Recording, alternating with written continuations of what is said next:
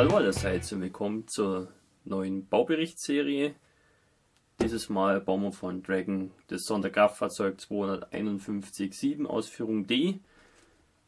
Nennt sich 3 in 1. Das ist noch ein Bausatz aus den guten alten Zeiten von Dragon, wo ja, die ganzen schönen Sachen drin waren. 3 in 1 besagt, man kann 3 Versionen bauen mit dem Bausatz. Eben den Pionierpanzerwagen mit diesen Sturmbrücken, dann die Kommandoversion davon und eben noch ein Fahrzeug mit dieser Panzerabwehrkanone drauf. Mir schwebt so ziemlich das normale Fahrzeug vor, wie man es hier hinten sieht, und in dem Baubericht möchte ich euch zeigen, wie man das bauen kann, wie ich es eben baue. Dann werden wir uns auch noch um die Figuren kümmern, das möchte ich auch im Detail zeigen, wie ich die Figuren bemal, und natürlich kommt auch noch ein Diorama dazu. Das volle Programm sozusagen. Ich hoffe, ich kann das vernünftig rüberbringen und dass es euch vielleicht auch ein bisschen weiterhilft und ein bisschen Inspiration bietet. Wie ihr sehen könnt, sind in dem Bausatz eine Menge Gießäste, und mit denen gleichzeitig zu hantieren ist einfach ziemlich nervig auf die Dauer. Deswegen sortiere ich mir das immer vor, bevor ich so ein Modell anfange. Hier in den Karton werfe ich alle Gießäste rein, die ich lange Zeit nicht brauchen werde oder auch nur selten brauchen werde. Da gehört der auch dazu. Und auf den Tisch lasse ich die ganzen Gießäste, die für die ersten Bauphasen relevant sind. Dadurch entfällt dieses Rumgewühle und ja, man hat einfach mehr Platz. Der Bauplan, den lege ich einfach vor mir hin. Ich habe ja gute Augen, ich kann das also auch aus der Entfernung gut ablesen. Jetzt können wir loslegen mit dem Zusammenbau. Die Bauteile muss man natürlich immer schön sauber machen, also die ganzen Angusspunkte entfernen, so gut es geht. Auch ein bisschen abschleifen, damit das dann später alles schön zusammenpasst und gut aussieht. Kleben werde ich das Ganze hauptsächlich mit Revell Contactor Professional.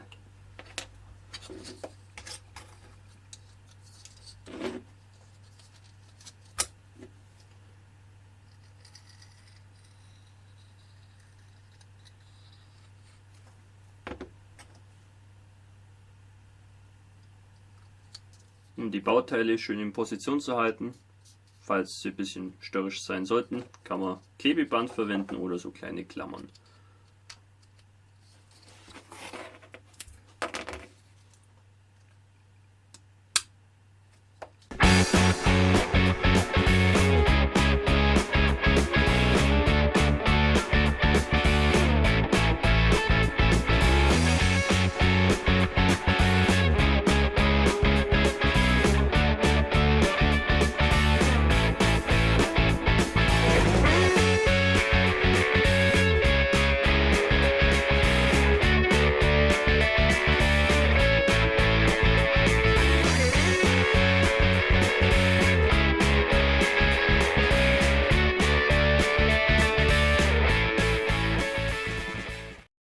Im ersten Bauschritt sollen wir hier Fotoetzteile verbauen. Das sind so Platten. Ich empfehle aber, das zu lassen und diesen Schritt vorzuziehen, wo man hier diese Achsen einbaut und auch hier diese Dämpferelemente, weil sich hier diese Platten da außen rumlegen müssen, und ja, ich lieber das Plastik an der richtigen Stelle habe, bevor ich mit Fotoetzteilen hantiere. Deswegen sind hier schon mal die Achsen und diese Dämpferelemente da, und hier drüben habe ich dann schon mal das Ätzteil reingeklebt. Ich finde einfach, so rum ist es ein bisschen einfacher in der Handhabung. Um die Fotoetzteile von der Platine ausschneiden zu können, verwende ich ganz so eine Nagelschere. Das geht etwas besser wie mit einem Messer zum Beispiel, weil man da das Blech eben nicht verdrückt.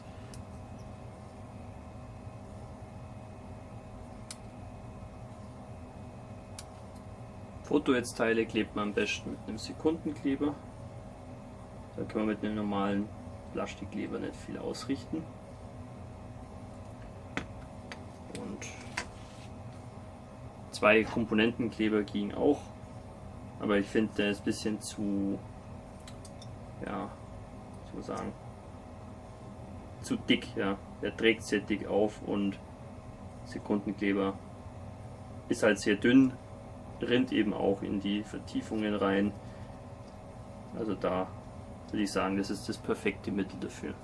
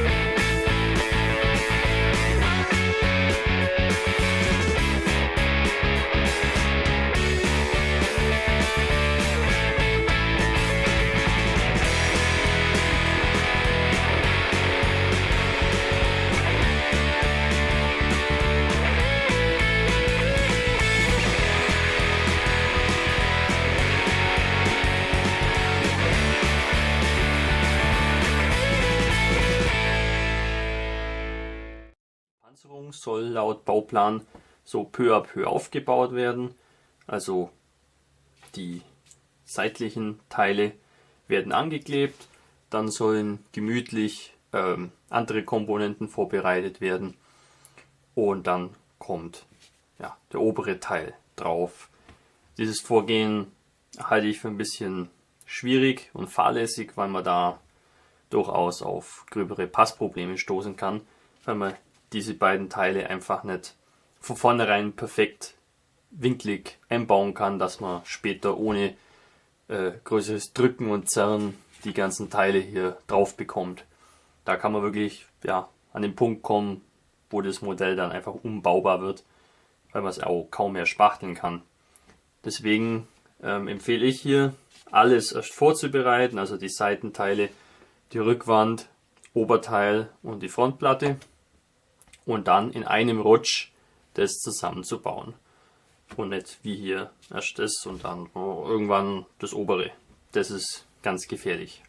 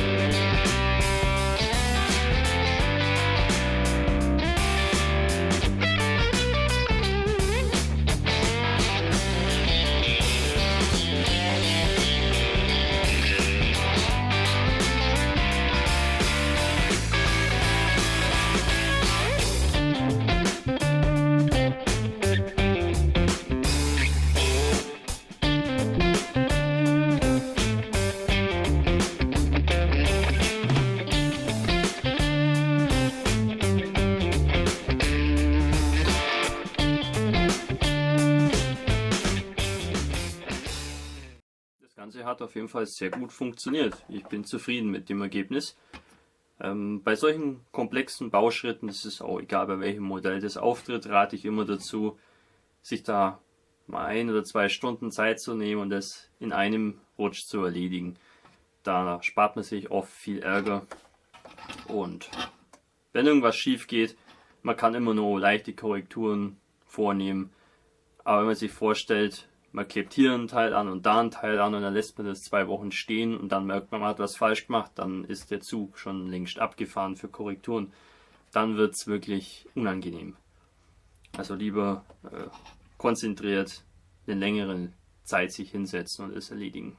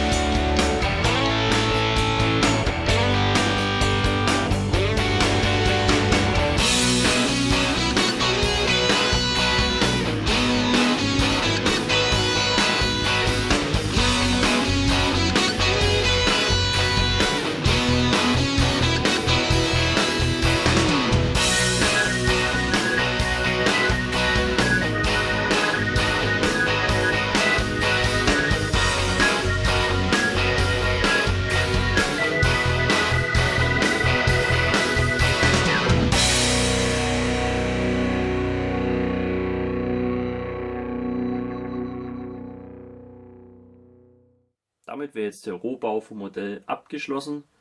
Wie ihr sehen könnt, habe ich einige Komponenten noch separat gelassen. Also die Frontreifen sind auf jeden Fall mal noch separat und auch die ganzen Laufrollen bis auf die hintersten. Da möchte ich die eigentlich separat lackieren und dann aufkleben und anschließend auch die Kette zusammenbauen. Die wird natürlich dann abnehmbar sein, damit man die dann auch separat lackieren kann. Aber das kommt alles viel später. Außerdem habe ich jetzt hier noch dieses kleine Dach separat und auch dann das Maschinengewehr, beziehungsweise die Halterung dafür. Das Maschinengewehr werde ich auch einzeln noch bemalen. Es hat den Grund, weil ich da für das Modell auch noch eine Besatzung haben möchte. Und da muss ich ja auch hier irgendwie in den Fahrerstand reinkommen, um die Figur einsetzen zu können. Und ja, auch bei dem MG weiß ich eben noch nicht, wie das positioniert sein wird. Das hängt natürlich von den Figuren ab. Vielleicht habe ich ja dann irgendwie eine Figur, die da an dem MG sich anlehnt oder das festhält, wie auch immer. Das kann ich jetzt noch nicht wissen. Alles andere ist auf jeden Fall ans Modell geklebt. Und ja, ich habe da mal keine Probleme, das so am Stück zu lackieren. Hier Innenraum, da komme ich auch noch gut rein mit der Airbrush. Das wird also kein Problem darstellen. Wie schon gesagt, das Halbkettenfahrzeug soll auch eine Besatzung bekommen. Ich möchte eben aufgesessen darstellen, also die Infanteristen befinden sich innerhalb vom Fahrzeug. Das ist ein bisschen heikel, weil da gibt es jetzt nicht so viele schöne Fahrerfiguren und so weiter.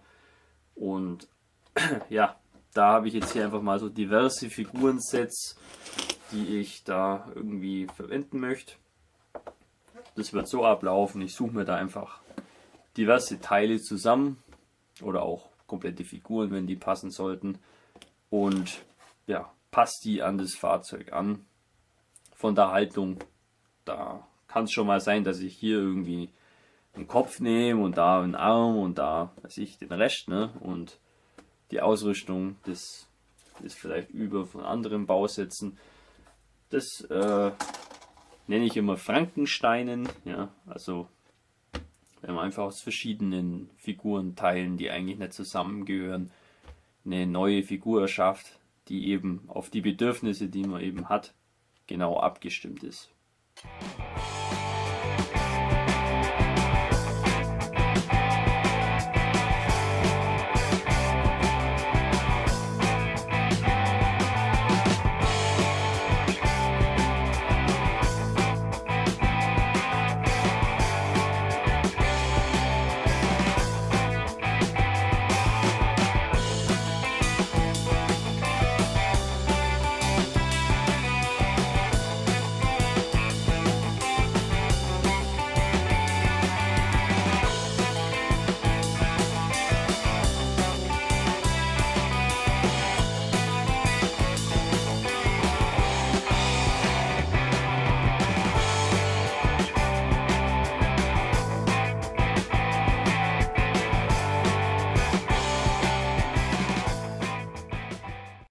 Das sind also die Besatzungsfiguren, die ich mir da zusammengeschustert habe aus diversen Figuren, Teilen und Resten.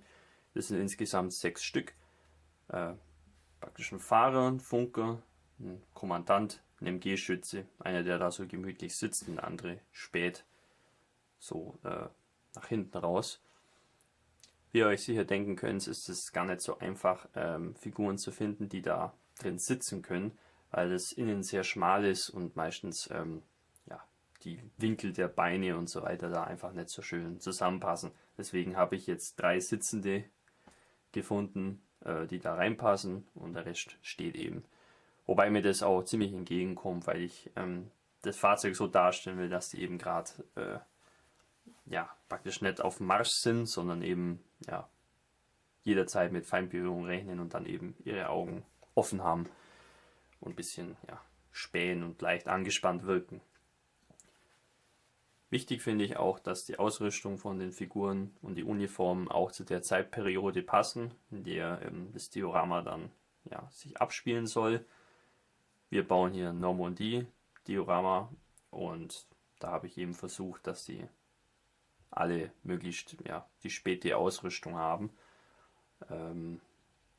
Sieht man ziemlich oft, dass Figuren, die ganz klar von der Ausrüstung in Frankreich-Feldzug 1940 gehören, dass die dann eben in ein Berlin-Diorama gesteckt werden. Das finde ich immer grenzwertig. Das kann man schon ein bisschen anpassen mit der Methode, wie ich das eben auch gemacht habe, dass man andere Ausrüstungsgegenstände nimmt und so weiter. Also ich finde, das Frankensteinen, wenn ich das mal so nennen darf, ist eine gute Methode, um eben genau die Figuren zu bekommen, die man braucht. Weil selbst wenn man irgendwelche Resin-Figuren kauft und so weiter, die muss man immer ein bisschen anpassen. Es passt nie perfekt in das Fahrzeug rein, das man da hat. Also kann ich gleich den Weg gehen und verschiedene Plastik-Spritzgussfiguren, Teile da zusammenkleben. Die Figuren sind jetzt größtenteils noch ohne irgendwie Ausrüstung und so weiter, und die müssen auch noch ein bisschen versäubert werden. Ja, das hat kleinere Lücken und so weiter, oder auch Teile, die überstehen, so wie hier an den Schultern. Das kann man noch ein bisschen wegschleifen und versäubern. Das ist ganz normal, dass das nicht perfekt passt, aber eben annähernd schon zusammenpasst. Das wird dann eben der nächste Schritt sein, den wir da machen.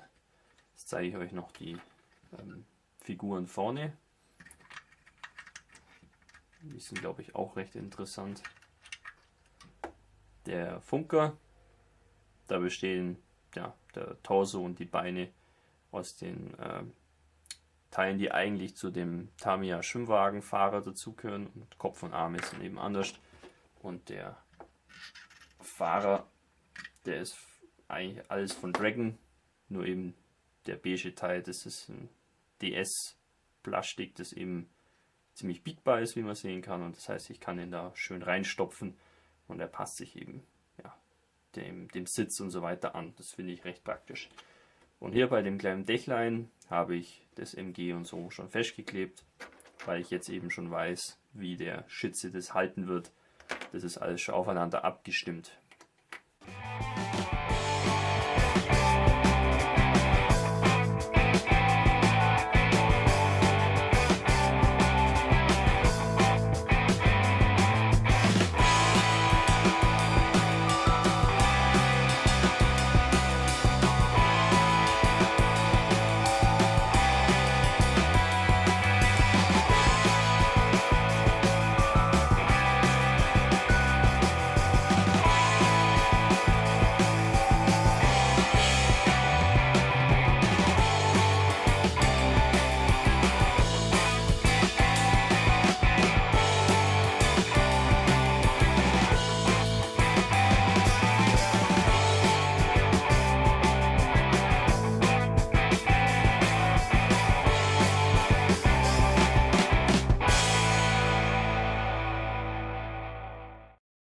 Ein wichtiges Detail bei solchen Figuren sind auch die Trageriemen für die Gewehre.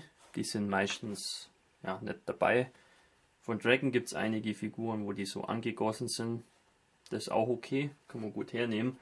Allerdings sind natürlich nicht für jede Lebenslage geeignet von den Figuren. Das geht manchmal, aber halt nicht immer. Und so häufig sind diese Figurensets, wo solche Waffen dabei liegen, jetzt auch wieder nicht. Deswegen müssen wir da selber tätig werden und die ergänzen. Da gibt es mehrere Wege, wie man das machen kann. Es gibt zum Beispiel von Dragon auch Figurensätze, wo eben auch diverse Fotonetzteile dabei liegen und da sind auch diese Trageriemen dabei. Ich empfinde nur das Material als etwas störrisch. Selbst wenn man es weich glüht, ist das nicht so ganz mein Fall. Ein weiteres Mittel wäre auch Papier. Sich Papierstreifen schneiden und die dann ankleben.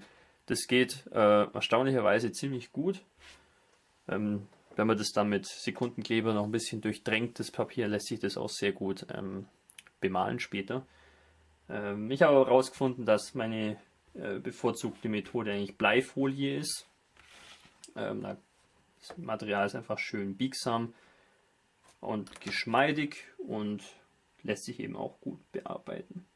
Da kann man eben auch so Streifen schneiden und die dann mit Sekundenkleber befestigen.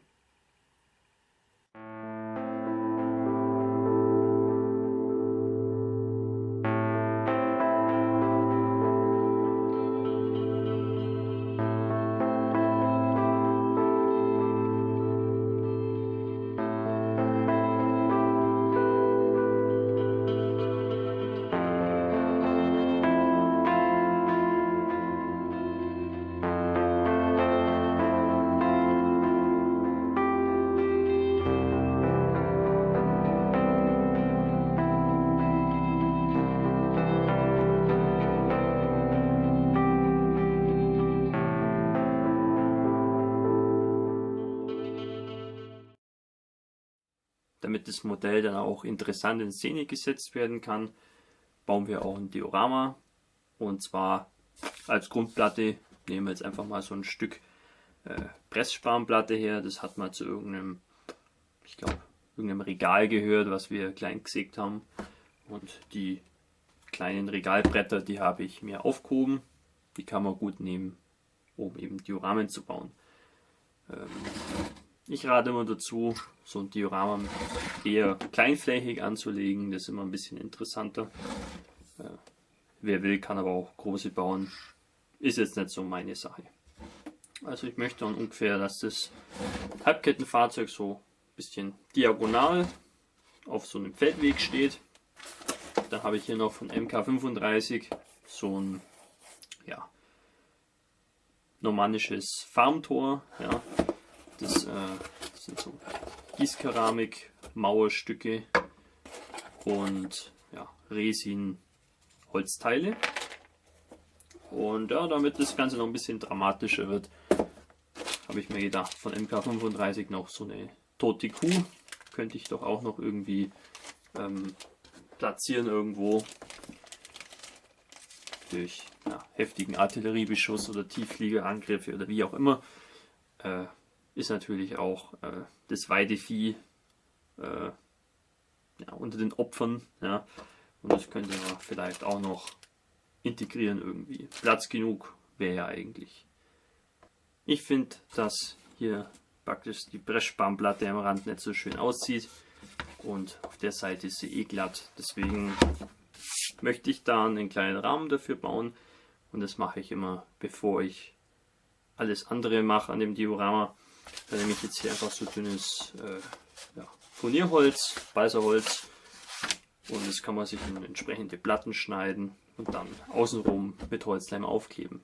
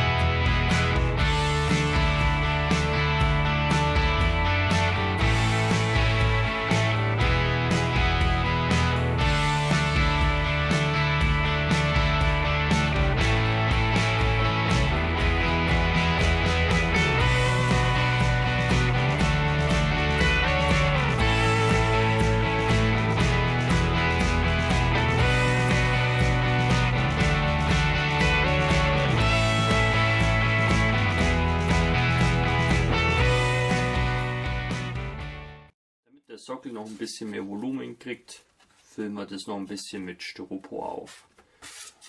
Styropor kann man auch sehr gut mit Holzleim kleben.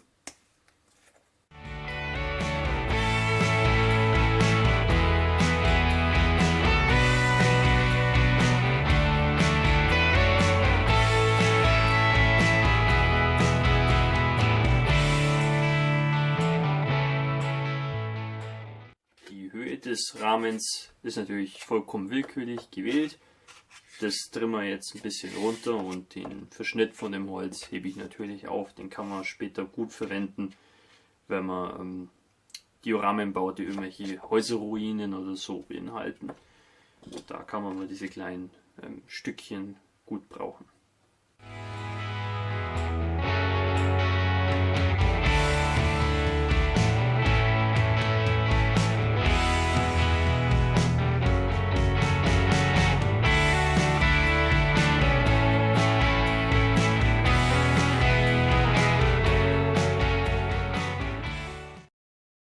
An denen die Holzleisten da zusammenkommen. Da gibt es mal ein bisschen Lücken oder auch kleine Stufen. Und um die verschwinden zu lassen, verwende ich Molto-Spachtel, also Molto-Fill in dem Fall. Trägt man direkt aus der Tube auf, schmiert das noch ein bisschen rein, lässt es trocknen, dann kann man das schön abschleifen und dann sieht man diese Übergänge später so gut wie gar nicht mehr. Während die Spachtelmasse trocknet, können wir das Diorama noch mit ein bisschen Reparaturmörtel auffüllen, damit wir später einfach einen schönen harten Untergrund haben, auf dem wir arbeiten können. Da verwende ich jetzt einfach vom PCI den Repafix. Der hat sich ziemlich gut bewährt für das, was ich so mache. Schüttet man einfach mit ein bisschen Wasser an und dann gießt man das aus.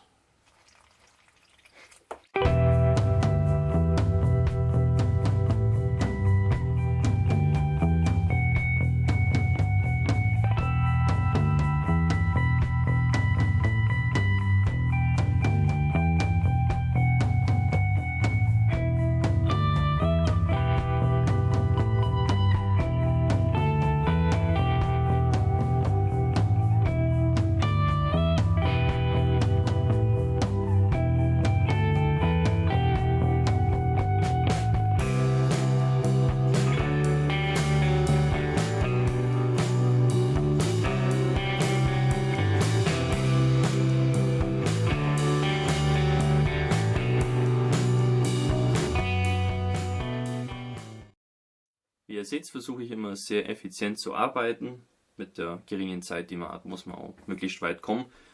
Während der Reparaturmörtel trocknen konnte, konnte er auch die Spachtelmasse seitlich trocknen und die kann ich jetzt schön runterschleifen.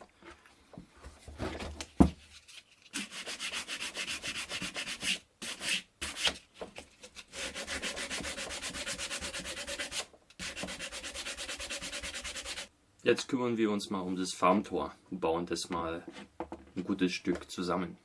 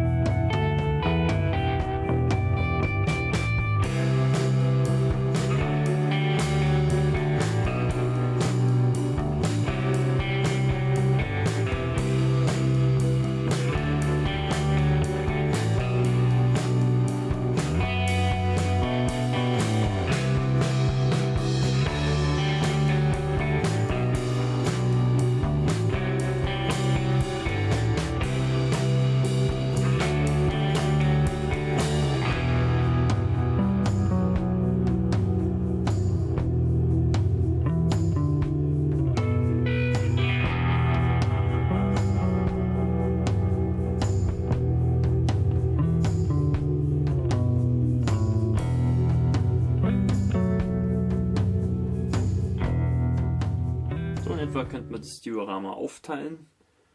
Ich stelle mir das immer wieder während der Bauphase auf, um eben zu sehen, ob das schön zusammenpasst, ob das gut aussieht, wie der Platz so reichen könnte. Und so, glaube ich, sieht das ganz passend aus.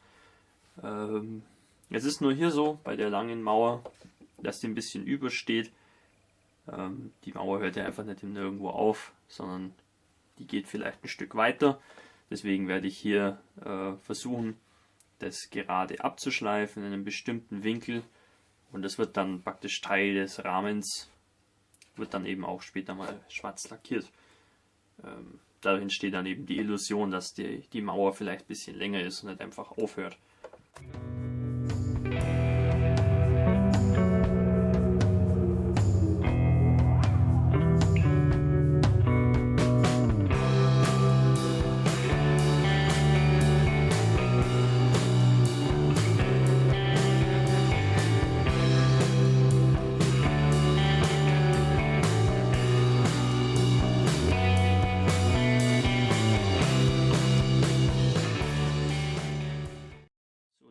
Winkel habe ich recht gut getroffen.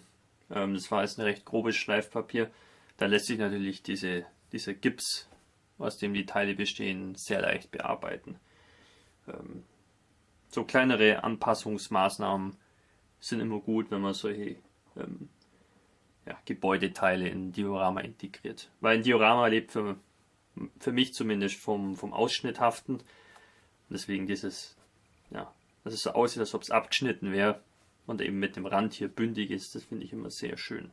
Als nächstes möchte ich dann das Diorama mal mit einer dünnen Schicht Modelliermasse überziehen. Das ist dann der Untergrund, auf dem wir dann letzten Endes die Erde und Gras und so weiter auftragen. Dazu verwende ich sehr gern von Staedtler das Fimo Air Basic. Das lufttrocknende Modelliermasse. Wenn die mal trocken ist, ist es so ähnlich wie Gips im Prinzip. Da habe ich jetzt hier schon so eine anbrochene Packung. Die kann man sehr gut lagern, wenn man es einfach in eine Plastiktüte steckt, Wäscheklammer rum und dann trocknet die Masse auch nicht ein. Also die kann man dann bedenkenlos längere Zeit lagern.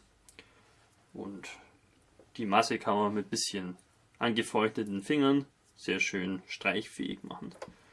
Und das schmiere ich da jetzt mal einfach drauf.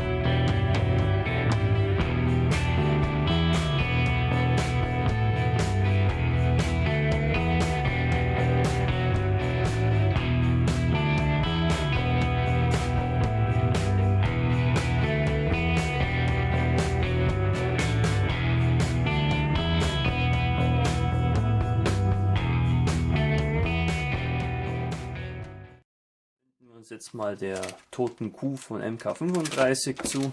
Das ist eine Resinfigur, besteht aus ein paar Teilen, die man von so einer Art Gussast abtrennen muss. Das ist natürlich so eine Sache, weil da muss man auf jeden Fall ein bisschen schleifen später. Und bei Resin ist es immer ein bisschen gefährlich, weil das nicht so gesund ist, dann den Resinstaub da einzuatmen.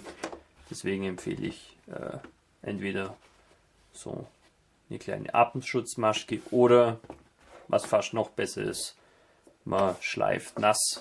Das heißt, man befeuchtet die Schleiflatte mit Wasser und schleift so, dass der Staub sich gar nicht entwickeln kann, sondern ja, so als Schleim eben an der Schleiflatte hängt.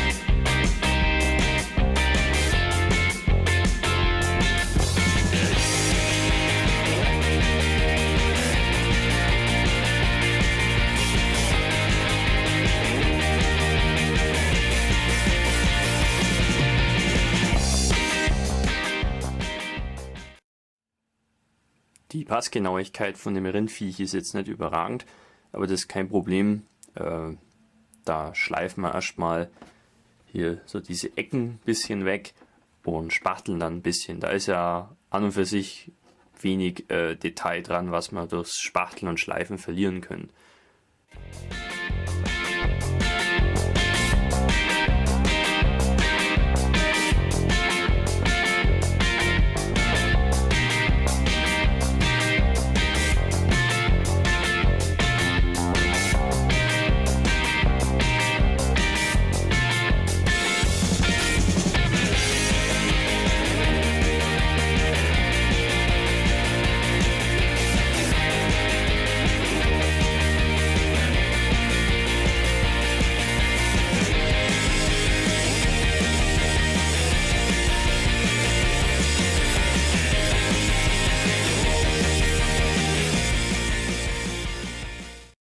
Wie man sieht, sind jetzt diverse Stufen und so weiter verschwunden. Das ist jetzt alles einigermaßen formschlüssig. Ja.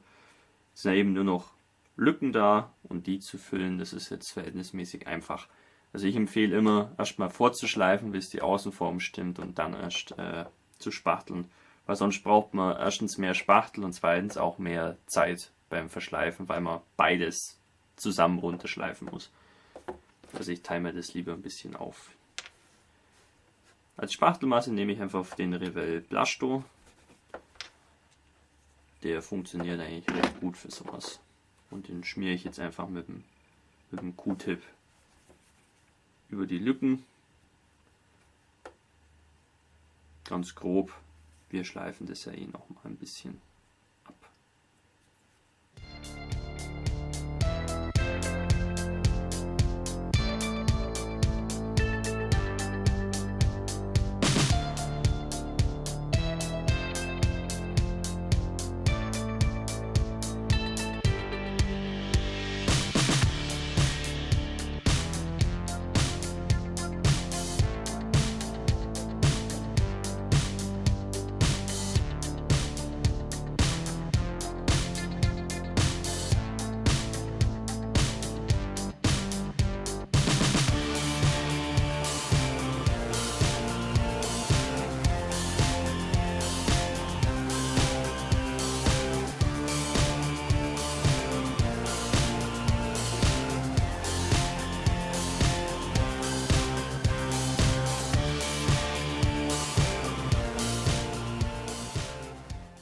Schleifen und Spachteln ist nicht so mühsam, wie man immer meint. Muss ich bloß ein bisschen Zeit lassen und ein bisschen Geduld haben. Wie bei den Besatzungsfiguren für das Fahrzeug auch, werde ich jetzt die Kuh auch noch ein bisschen mit Mr. Surfacer behandeln. Wo noch gröbere Lücken zu sein scheinen, das ist immer ein bisschen schwer zu sagen beim frisch geschliffenen Modell. nehme ich Mr. Surfacer 500 und bei dem ganzen Rest nehme ich den 1200.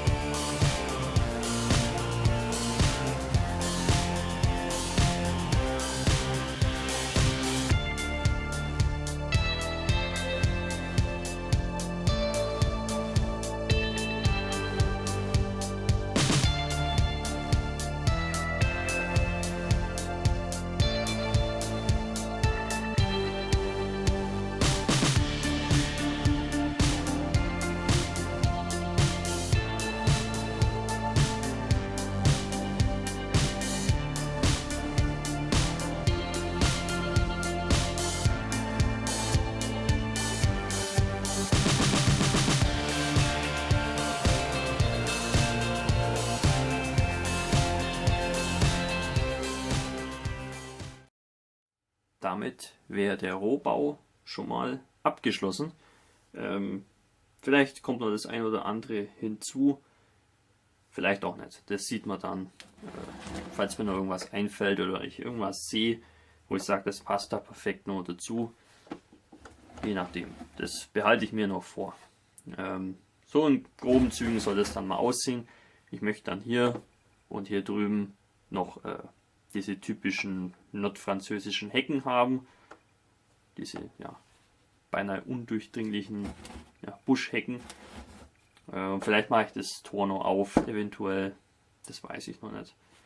Womit es im nächsten Teil weitergeht, weiß ich noch nicht. Ich schätze mal, wir werden das Fahrzeug bemalen und altern. Und ich werde mir dann vielleicht auch noch überlegen, was ich mache, was die Zuladung angeht.